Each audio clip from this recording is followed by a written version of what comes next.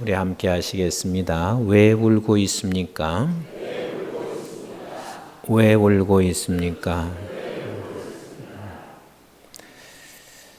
사람들이 살아가는데 녹록지 않아서 많은 사람들이 참 살기 어렵다 그런 말을 많이 합니다. 10사람을 만나면 9사람은 사는 게 참 버겁다 그런 이야기를 많이 합니다. 또 목회자님도 그렇습니다. 목회하는 저도 이렇게 목사님들을 만나면 10분 중에서 9분 정도는 요즘 목회 참 어렵다 그런 이야기를 많이 합니다. 청소년들 직장 가지고 있고 조금 잘 나가는 젊은 지체들 그들을 또 얘기 나눠보면 내가 이 직장에서 얼마나 머물러 있어야 하는지 그리고 내가 평생 이렇게 이 직장에서 내가 헌신해야 하는지 저들은 고민하고 너무 버거워하고 있는 젊은이들을 수없이 보게 됩니다. 저는 지난주에도 서울대 학생 하나가 옥상에서 떨어져 자살하면서 유서를 남긴 것을 보았습니다. 결코 잘한 일은 아닙니다. 그러나 그 유서 속에 담겨져 있는 그 고뇌를 우리는 그냥 스쳐갈 수는 없습니다. 그가 이렇게 유서를 썼습니다. 나와 너무 다른 세상에서 내가 더 이상 버티기에는 살아갈 이유가 없다. 그리고 또 이렇게 말을 합니다. 우울증 환자들에게 우리는 너무 쉽게 괜찮아질 거야 위로하는 것이 얼마나 독인 줄 아느냐. 어쩌면 그에게는 우울증을 앓고 있었는지 잘 모르겠어요. 그리고 또 이런 말을 남겼습니다. 생존을 결정하는 데는 전두엽이 결정하는 것이 아니라 전두엽 색깔이 아니라 수저의 색깔이더라. 이게 참 의미 있는 이야기입니다. 전두엽 색깔이라는 게 자기가 가지고 있는 능력과 머리가 아니라 저 사람의 수저가 뭘로 놓아졌는가? 결국은 뭔가 놓아져 있어져야 누군가 힘 있는 사람이 있어야 이 생존의 결정이 된다. 뭐 이런 뜻으로 기록한 것 같습니다. 그리고 결국은 그는 옥상에서 떨어져 결국 생을 마감해버리고 말았습니다. 그 학생은 서울과구를 나와서 서울대학교에서도 우수한 학생이었습니다. 그리고 현재는 대통령 장학금을 받고 있는 학생이었습니다. 여러분, 저 사람이 뭐가 부족할까? 대학 들어가기도 어려워서 힘들어하는 그 사람들이 봤을 때는 대통령 장학금이나 받고 있는 최고의 대학에서 뭐가 부족해서 저렇게 자살할까? 우리는 이렇게 말할 수 있을지 모르지만 이렇게 세상이 넉넉하지 않습니다. 만만치 않습니다. 이것을 쟁취하고 나면 이제는 내가 모든 걸 다 이루었다 생각할 수 있을지도 모르겠습니다. 그러나 우리 부모들 다 경험하지 않았어요? 얘가 대학 들어가고 나면 내가 이제는 아무런 걱정이 없겠다. 그런데 대학 들어갔어요. 얘가 결혼만 하면 아무런 걱정이 없겠다. 결혼했어요. 그런데 거기서 걱정이 끝나던가요? 끊임없습니다. 이게 세상입니다. 그런데 대부분의 많은 세상 사람을 살아가는 사람들이 한결같이 사람 사는 게 어렵구나, 버겁구나 이런 말을 주로 많이 합니다. 직장 생활하고 있는 50대 되는 사람들 물어보세요. 이제는 100세 시대인데 내가 곧 이제 은퇴해야 할 시기를 염려하고 있습니다. 그러면서 나는 무엇을 하면서 앞으로 또 남은 50년의 세월들을 아니면 30, 40년의 세월들을 어떻게 살아갈 것인가 다 걱정합니다. 괴로워하고 있습니다. 가진 자는 가진 자대로 괴로워하고 있고 없는 자는 없는 자대로 괴로워하고 있고 이게 세상입니다. 그래서 저들은 울고 있습니다. 울고 있습니다. 눈물만 흘리지 않을 뿐이지 가슴 깊은 곳에서 저들의 울음소리는 수없이 어느 곳곳에서도 다 울고 있습니다. 지금 마리아가 우는 거와 다를 게 하나도 없습니다. 마리아는 지금 무덤까지 갔습니다. 무덤 앞에 섰습니다. 그리고 예수님 시체 앞에 섰습니다. 그런데 예수님의 시신이 없습니다. 여러분, 사실 마리아가 시신이 없다고 해서 우는 걸까요? 실제 이 마리아는 예수 그리스도께서 죽은 자체가 울음이었습니다. 세상에 아무런 소망이 없습니다. 왜냐하면 마리아만큼 예수님을 존경하고 예수님을 따르고 예수님을 사랑했던 사람은 아마도 흔치 않을 것입니다. 마리아는 너무 주님을 존경했습니다. 너무 주님을 사랑했습니다. 그러나 그 사랑했던 주님이 죽으셨습니다. 그리고 나만 사랑한 것이 아닙니다. 예수 그리스도께서 마리아를 얼마나 사랑했는지 모릅니다. 자기 오라비 나사로가 죽었을 때 주님은 찾아오셔서 특별히 마리아의 가정을 배려하시고 그리고 나사로를 살리는 기적을 하나님 그 모든 사람들 앞에서 보여주고 있습니다. 이런 모든 것들을 본 그에게는 예수님이 그의 소망이었습니다. 예수님만 계시면 됐습니다. 아니, 예수님이 내게 아무것도 해주지 않는다 할지라도 나는 그분을 사랑하고 존경하기 때문에 그분만 곁에 있으면 됐습니다. 그러나 그분은 죽었습니다. 죽은 무덤까지 간 이유가 뭘까요? 무엇 때문에 갔을까요? 사랑했던 그 주님이기 때문에 죽은 시신이라도 본다면 위로가 될 것이며 죽은 시신이라도 보고 내가 그분 앞에서 마음껏 울어보고 싶었을 것입니다. 왜 주님 죽었습니까? 왜 주님 내 곁을 떠났습니까? 나를 모르십니까? 내가 얼마나 주님을 존경하고 주님을 따랐고 주님을 의지하고 주님을 순종하고 주님만 내 모든 인생의 전부인 것 주님 모르고 계셨습니까?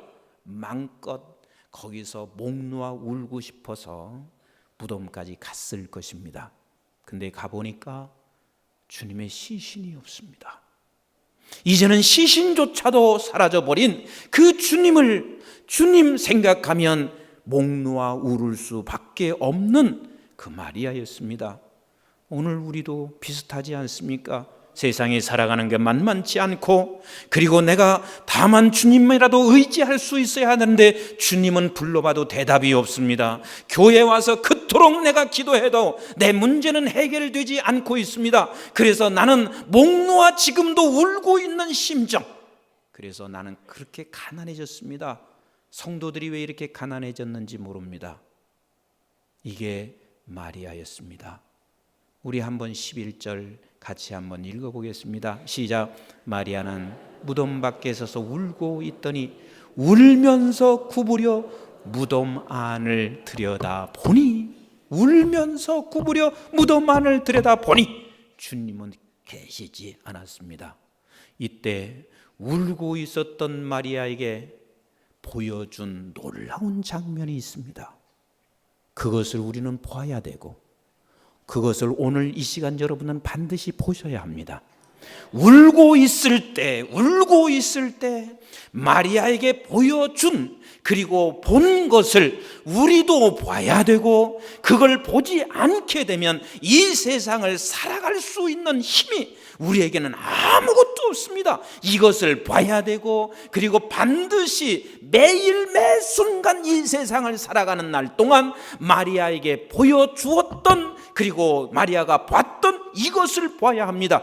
그게 뭡니까? 12절 같이 한번 보겠습니다. 시작. 흰옷 입은 두 천사가 예수의 시체에 누였던 곳에 하나는 머리편에 하나는 발편에 앉았더라. 잘 생각하세요. 흰옷 입은 몇 천사? 두 천사가 어디에 누였던 곳에? 예수의 시체에 누였던 곳에 그 천사가 어디에 있냐면 하나는 어디? 머리편에, 하나는 어디? 발편에 앉아 있더라. 이 광경을 보았습니다. 그러면 이 광경이 도대체 어떤 광경일까? 한번 속죄소를 보세요. 속죄소. 잘 보세요. 저는요, 인터넷도 잘 못하고 더더군다나 핸드폰도 잘 못해요. 근데 내가 저걸 그림 올리기 위해서요, 얼마나 노력한 줄 아세요? 집사람 손을 빌려가지고 여보 이것 좀 하나 찾아줘. 근데 집사람도 나하고 수준이 비슷해. 그래가지고 우리 아들 손 빌려서 이강원 목사님한테 저걸 보냈어요. 그리고 저기라 띄우라고 그랬어요. 이게 지금 몇 사람 거쳐서 한 거예요 이게. 근데 저게 뭐냐면 속죄소 언약궤예요. 지금 마리아가 본 것이 이미 구약 성경에 있었던 저 모습을 지금 쳐다보고 있어요. 저 위에 뭐가 있어요? 천사 둘이, 하나는 머리맡에 하나는 발맡에 거기에 있습니다. 자, 그러면 이 광경은 어디에 지금 두고 하고 있냐면 출애굽기 25장 10절 같이 한번 보시겠습니다. 요것도 보세요. 반드시 내 얼굴도 나와야 되고 저걸 없이면 안 된다. 그리고 저 밑에 꼭 성경 구절을 넣어야 된다. 아주 잘하셨어요. 얼마나 노력했는지 몰라요. 왜냐하면 이거 굉장히 중요하고 여러분들 반드시 머릿속에 이게 기억이 돼야 되고 봐야 되기 때문에 그런 거예요. 자, 10절 같이 봅니다. 시작. 그들은 조각목으로 꾀를 짜되 길이는 2규빗 반, 너비는 1규빗 반, 높이는 1규빗 반이 되게 하고. 자, 다시 10절로 넘어가세요. 10절로 무엇으로 만들었어요? 저거 꾀를? 조각목으로 만들었어요. 뭐 조각목이라 그러면 뭐 우리나라의 아카시아과에 속하고 있는 아주 볼품없는 나무로 저걸 만들었는데, 그걸 어떻게 했냐면 저 직육면체로 되어 있는데 하나는 길이는 2규빗 반, 그래서 112.5cm예요. 그 다음에 너비는 1규빗 반, 이건 67.5cm예요. 그 다음에 높이는 얼마? 1규빗 반, 이것도 67.5cm예요. 이렇게 해서 그걸 만들었어요. 자, 11절로 넘어가서 보세요. 시작. 너는 순금으로 그것을 싸되, 뭘로 쌌어요? 순금으로 그것을 싸되 그 안팎을 싸고. 그러면 속은 뭐예요? 속은 뭐예요? 조각목이란 말이에요. 근데 그걸 순금으로 그걸 싸되 안팎을 싸고, 위쪽 가장자리, 저기 잘 보세요. 위쪽 가장자리는 돌아가면서 뭘 둘렀어요? 금태를 두르고 그랬습니다. 그러면 이게 지금 무엇을 상징하고 있냐면 이 꾀가 뭘 상징하냐면 조각목을 뭘로 발랐어요? 순금으로 발랐어요. 그리고 금태를 쌌어요. 그러면 예수 그리스도는 정금이세요. 순한 금이세요. 순금이세요.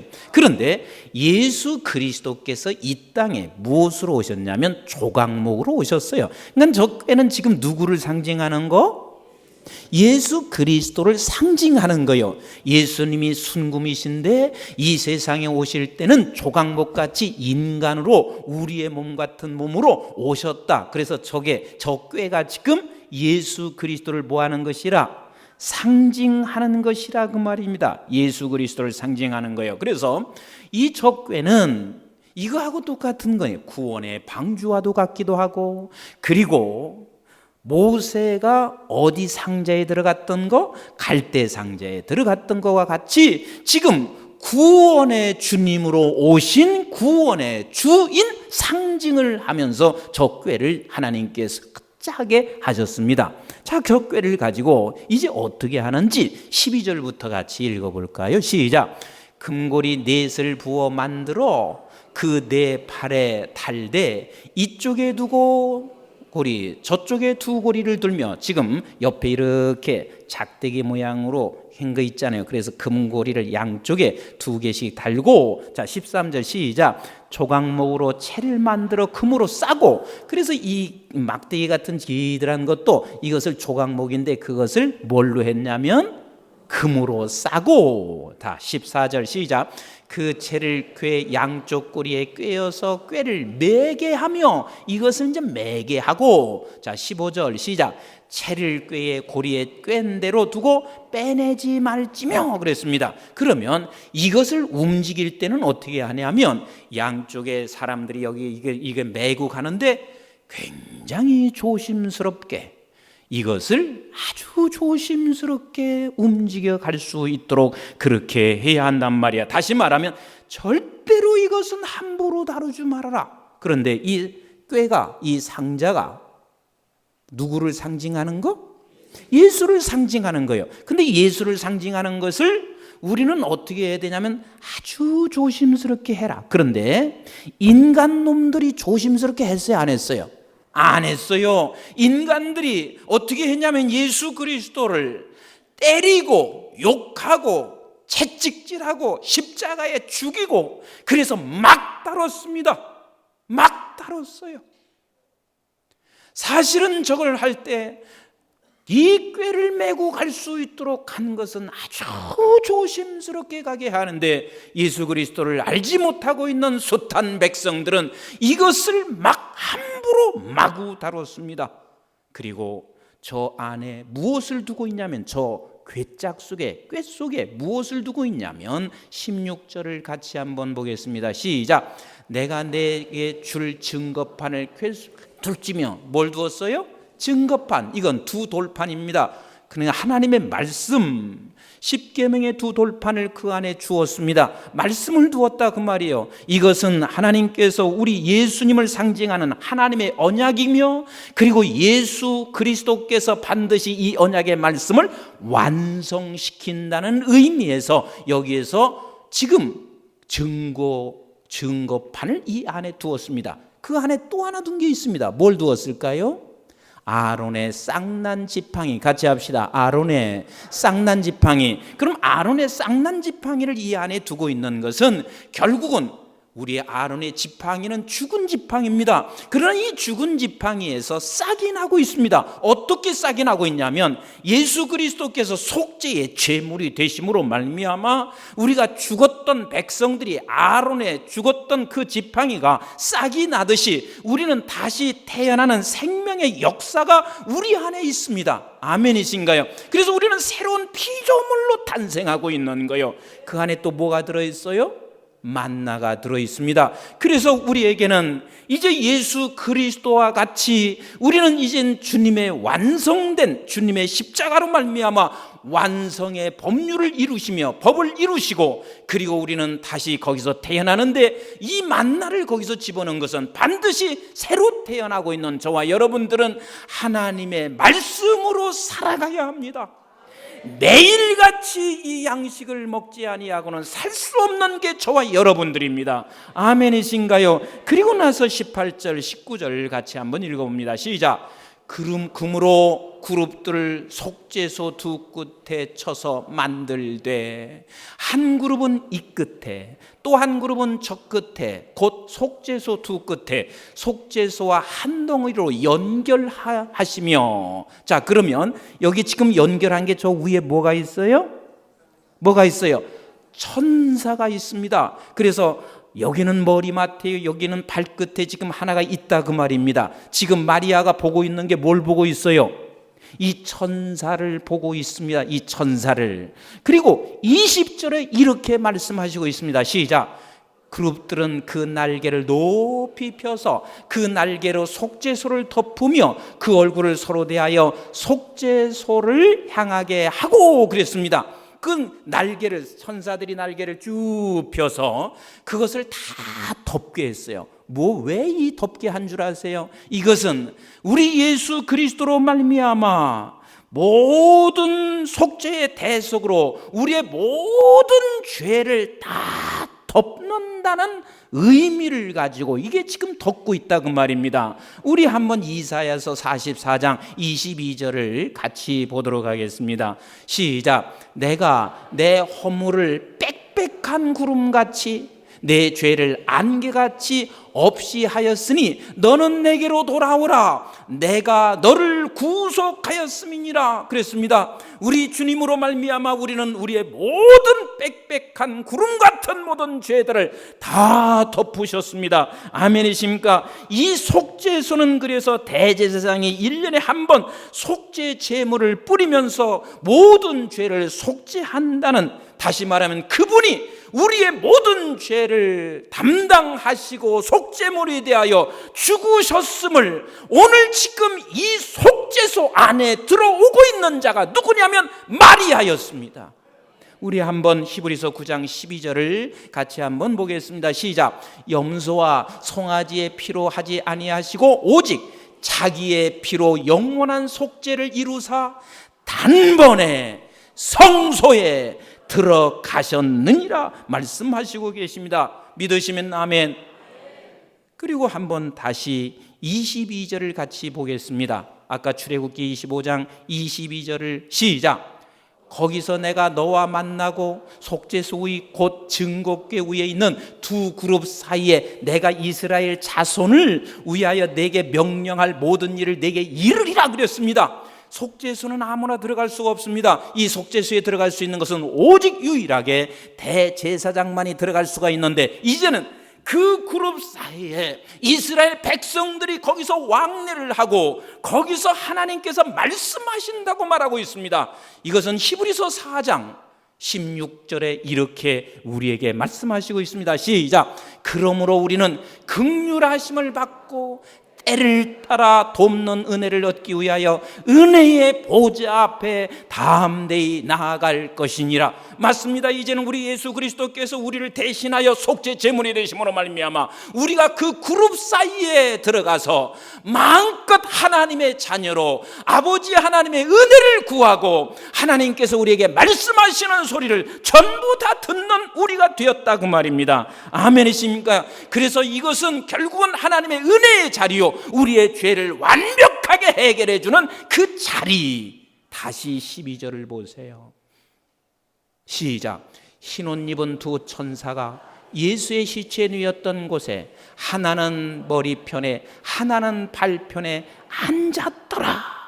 두 그룹이 하나는 머리에 하나는 발에 거기에 앉아있더라. 그래서 지금 이 마리아에게 보여주시고 있는 것이 뭐냐면, 구약 성경에서 이미 모든 속죄소를 통하여 너희들에게 가르치고 보여준 것을 지금 이제는 실제로 우리 예수님이 죽으셔서 너를 속죄해 주셨고 모든 죄를 다 사여 주셨고, 이제는 네가 그 안에서 은혜의 보좌 앞에 담대히 나갈 수 있는 사람이 됐음을 지금 설명하시고 있습니다. 네가 이제는 대제사장이라는 거예요. 그래서 히브리서 4장 14절에 이렇게 말씀하시고 있습니다. 시작. 그러므로 우리에게 큰 대제사장이 계시니 승천하시니 곧 하나님의 아들 예수시라. 우리가 믿는 도리를 굳게 잡을지어다. 너가 지금 어떤 사람인지 이제는 네가 알아라. 세상이 다 울 수밖에 없는 세상이지만 너는 지금 어떤 사람인지, 네가 지금 이런 속죄함을 받아 네가 구속함을 입은 사람으로 네가 이제 하나님의 은혜의 보좌 앞에 담대히 나갈 수 있는 사람이 됐음을, 이 믿음을 굳게 잡고 있어라. 이 믿음을 굳게 잡고 살아가라. 이것은 이미 구약에서 수없이 약속했던 것이다. 그 중에 하나를 한번 보실까요? 스가랴서 3장 9절 말씀을 같이 봅니다. 시작. 만군의 여호와가 너희 여호와 앞에 세운 돌을 보라. 한 돌에 7눈이 있느니라. 내가 거기에 새길 것을 새기며 이 땅의 죄악을 하루에 제거하리라. 이미 주께서 너희들에게 지금 이 속죄소를 보여주고 이 궤를 보여주면서 예수 그리스도께서 어떻게 우리를 속죄하실 것을 보여주고, 예수님이 직접 오셔서, 상징했던 예수님이 직접 오셔서 우리를 단번에 우리의 죄를 다 씻어주시고 대속해 주셨습니다. 그래서 히브리서 7장 27절에 이렇게 말합니다. 시작. 그는 저 대제사장들이 먼저 자기 죄를 위하고 다음에 백성의 죄를 위하여 날마다 제사 드리는 것과 같이 할 필요가 없으니, 이는 그가 단번에 자기를 들여 이루셨음이니라 말씀하시고 계십니다. 그래서 저와 여러분들은 이 세상에 살아가는 날 동안 이 세상에 울고 있는 숱한 것들이 바뀌어지지 않습니다. 여러분들이 경제 문제로 울고 있으면 조금 얻는다고 해도 또 얻으면 또 나름대로 울게 되어 있습니다. 자식 때문에 울고 있으면 자식 때문에 여러분들이 안 울 것 같지만 또 울게 되어 있습니다. 반드시 이 세상은 울고 울 수밖에 없는 세상인데, 그러나 너희들은 이것을 기억하라는 거예요. 히브리서 2장 1절부터 4절 시작. 그러므로 우리는 들은 것에 더욱 유념함으로 우리가 흘러 떠내려가지 않도록 함이 마땅하니라. 여기서 그러므로라고 하는 말은 딴 말이 아닙니다. 너희들은 예수를 가진 자라 그 말입니다. 너는 지금 예수로 인하여 완벽하게 구원의 반열에 선 사람이라. 너는 예수로 인하여 모든 죄가 다 깨끗이 씻어진 사람이고, 너는 이 그룹 사이에 왕래하고 있는 은혜의 보좌 앞에 담대히 나가는 사람이니 너는 이것을 유념하여 이것이 떨어지지 아니하도록 이것을 굳게 잡고 있어라. 굳게 잡고 있어라. 하나님께서는 우리에게 요구하시고 우리에게 부탁하시는 것이, 네가 세상 것을 얻어도 또 너는 울어, 또 슬퍼. 그러나 이것을 붙잡으면 너는 이 울음을 끝낼 수가 있어. 이것을 붙잡을 때만이 이 울음이 끝날 수가 있어. 우리 한번 2절을 같이 보세요. 시작. 천사들을 통하여 하신 말씀이 견고하게 되어 모든 범죄함과 순종하지 아니함이 공정한 보응을 받았거늘. 맞습니다. 우리에게는 지금 예수 그리스도가 죽음으로 말미암아 우리에게는 이것을 공정하게 하나님의 은혜를 저희들이 입은 사람들입니다. 자, 3절 4절을 같이 읽어봅니다. 시작. 우리가 이같이 큰 구원을 등한히 여기면, 무슨 구원을 큰 구원을 등한히 여기면, 등한히 여기지 말란 말이요. 네가 등한히 여기면 어찌 그 보응을 피하리요? 네가 등한히 여기면 어찌 그 보응을 피하리요? 이 보응이 뭡니까? 예수 믿어도 평생 울고 삽니다. 교회 와도 평생 울고 삽니다. 세상 사람과 하나도 다를 것 없이 날마다 울고 삽니다. 자식 때문에 울고. 좋은 의미에서 우는 게 아니에요. 억울하고 슬퍼서 우는 거예요. 돈 때문에 날마다 울고. 이 큰 구원을 등한히 여기면 너는 어찌 그 보응을 피하리요? 그러면서 계속 말씀합니다. 시작. 이 구원은 처음에 주로 말씀하신 바요, 들은 자들이 우리에게 확증한 바니, 하나님도 표적들과 기사들과 여러 가지 능력과 및 자기의 뜻을 따라 성령이 나누어 주신 것으로서 그들과 함께 증언하셨느니라. 성령이 우리에게 증언한 이것을, 구원의 큰 능력을 붙잡고 살아가라. 지금 이것을 마리아에게 보여주시고 계십니다.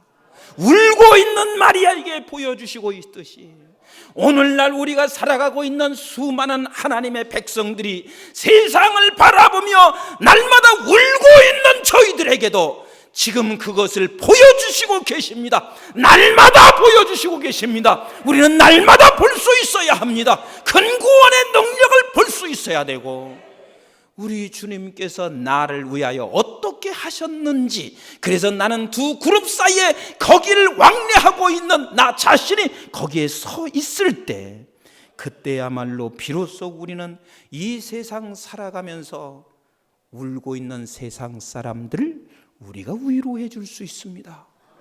그들에게 힘을 줄 수가 있습니다. 아멘이신가요? 연말이 가까웠습니다. 많은 분들이 힘들어할 수 있는 분들이 우리의 주변에 너무 많습니다. 성탄이 무엇인가요? 나 혼자만 즐기는 게 성탄인가요? 이렇게 우리 주님이 우리에게 찾아오셔서 우리를 위해서 다 죽으시고, 그래서 우리에게도 모든 것 다 소망을 잃어버려 희망이 없는 저희들에게 이제는 보여주신 게 있는데, 속죄 제물이 되셔서 우리의 죄를 다 덮으시고 영원한 영생의 자리에 있게 하셨습니다. 이것은 예수 그리스도가 우리 하나님의 아버지 된 것처럼 우리 또한 하나님이 내 아버지 되셨고, 예수 그리스도께서 하나님의 아들 되신 것처럼 저와 여러분들이 하나님의 아들 되셨고, 그분이 영원히 존재하시는 것처럼 우리 또한 영원히 존재하는 자가 되었습니다. 그래서 우리는 세상 사람과 같이 똑같이 울지 않기를 원하시고 계신 거예요. 너는 누군 줄 아느냐? 이 두 천사를 보여주시고 천사의 음성을 듣게 하시면서 네가 누군 줄 아느냐? 너는 세상 사람과 똑같이 울지 마라. 너는 넉넉한 자다. 너는 부유한 자다. 가진 거 있든 없든 간에 너는 이런 은혜의 보좌 앞에 있는 사람이다. 그래서 우리는 세상 것 때문에 울고 있는 저들에게 손을 내밀 줄 알아야 되고, 이게 진정한 성탄입니다.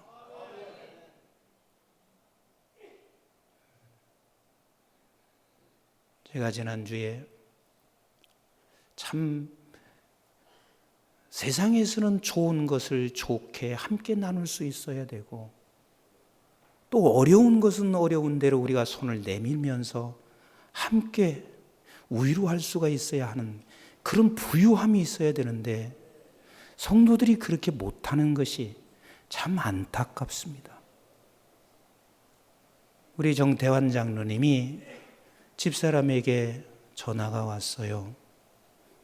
사모님, 많이 망설이다가 이 이야기를 해요. 그 망설이는 이야기는 다른 게 아니라 우리 아들이 이번에 수시에 연대 합격했어요. 근데 많이 망설인 거예요. 왜 망설였겠어요? 학교 들어간 사람보다 떨어진 사람이 더 많으니까. 혹시 아플까봐, 힘들까봐. 그런데 누군가 학교에 들어갔으면 우리는 다 축복해 줘야 되지 않아요? 우리가 넉넉한 사람이라면 다 축복해 줘야 되지 않아요? 그런데 세상이 그렇지 않기 때문에 내가 어떤 일이 있어도 이야기하기도 망설여질 수밖에 없는 게 세상이에요. 우리는 좋은 것도 마음껏 좀 나눌 수 있고, 어려운 것도 마음껏 좀 나눌 수 있고, 그렇게 넉넉한 사람이 될 수 있으려면 어떤 사람만이 가능하냐면 세상의 것으로 울고 웃는 사람이 돼서는 그렇게 할 수가 없어요. 그러나 우리는 세상의 것으로 울고 웃는 것이 아니라 이 마리아가 세상 것으로 울고 있을 때 찾아오셔서 말씀하시는 이 속죄소, 이것을 날마다 붙잡고 있는 사람들은 좋은 것은 좋은 것대로 나눌 수 있고, 어려움은 어려운 대로 내 손을 펼쳐서 함께 안아주고 있는, 그것이 바로 성탄이 되어야 되고, 그런 사람이 그리스도인이 되기를 하나님이 지금도 원하시고 계십니다. 우리는 소인배가 아닙니다. 우리는 소인배가 아닙니다. 큰 자로 살아야 합니다. 왜냐하면 큰 자이기 때문에 그렇습니다. 우리는 어마어마한 구속의 은혜와 영광을 얻은 자입니다. 이 무덤 속에 들어갔을 때 그 주님이 안 계신 것은 부활하셨기 때문에 그렇습니다. 우리를 위해서 죽으셨기 때문에 그분이 없어졌었던 것입니다. 죽으셔서 없어졌고 부활하여 없어졌습니다. 그것이 내 사건이고 나를 위해서 그렇게 하신 일들입니다. 사랑하는 성도 여러분, 이번 성탄 내 주변에서 세상 것으로 인하여 울고 있는 사람에게 손을 내미세요. 이번 성탄은 정말 세상 것 때문에 낙심하고 있는 우리 믿음의 형제들에게 내 가슴으로 안아주세요. 우리 교회가 또한 온 세상에 울고 있는 사람을 끼어 안아주고 위로해주고 격려해 주는 이번 성탄 되기를 주님의 이름으로 축복합니다. 기도하겠습니다.